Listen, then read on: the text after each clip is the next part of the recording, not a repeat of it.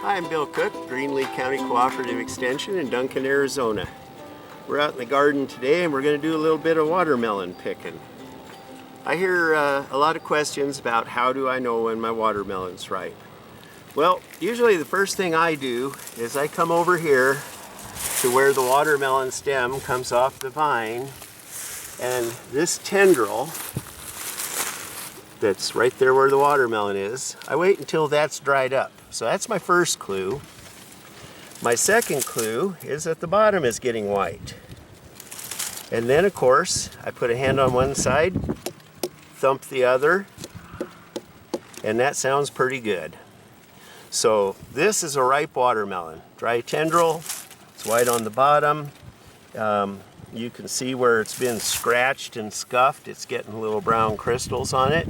And I like to just cut it off. A lot of people just give them a yank, but I figure I want this plant to live longer and keep producing watermelons, so I use a sharp, clean tool, just like I would trimming anything else.